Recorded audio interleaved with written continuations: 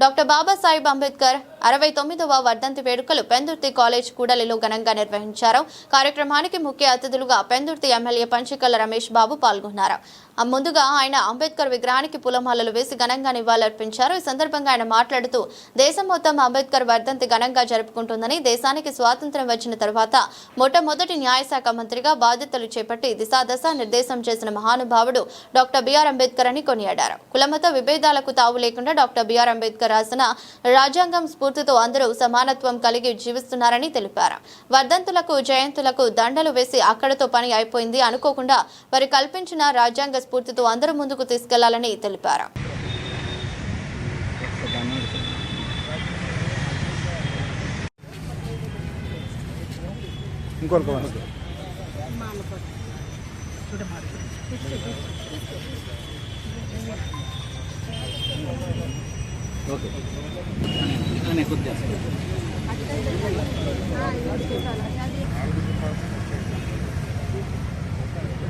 Okay okay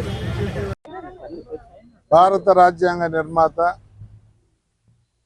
ఈ దేశానికి దశ దిశ చూపించిన మహానుభావుడు.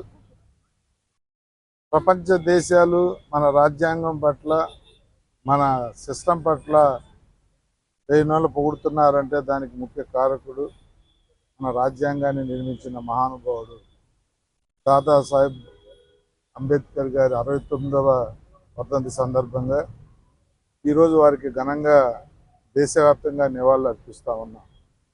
అలాంటి మహానుభావులు ఆ రోజున రాజ్యాంగాన్ని రాయటమే కాకుండా దేశానికి స్వతంత్రం వచ్చిన తర్వాత మొట్టమొదటి న్యాయశాఖ మంత్రిగా ఈ దేశానికి దశ దిశ చూపించిన మహానుభావుడు.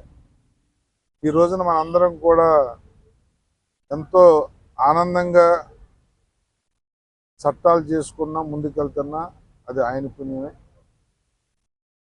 గతంలో ఎన్నో రకాల రిజర్వేషన్లు ఉండి, ఎన్నో రకాల ఇబ్బందులు కూడా ఉండి, జనాలు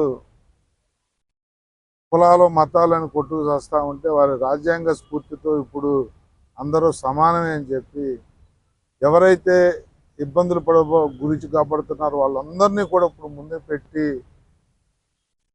మనం రాజకీయాలు చేసినా, వ్యాపారాలు చేసినా, ఉద్యోగాలు చేసినా వారిచ్చిన స్ఫూర్తి, వారిచ్చిన న్యాయంతో ముందుకెళ్తున్నందుకు వెయ్యినోళ్ళ వారిని కొనియాడాలి.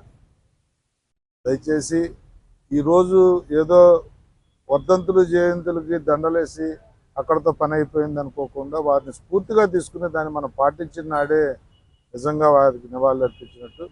మనందరం కూడా వారిని స్ఫూర్తిగా తీసుకోవాలి, వారు చూపించిన బాటలో నడవాలని మీ అందరిని కోరుకుంటూ ఆ మహానుభావుడికి 69వ వర్ధంతి నివాళులు అర్పిస్తాం.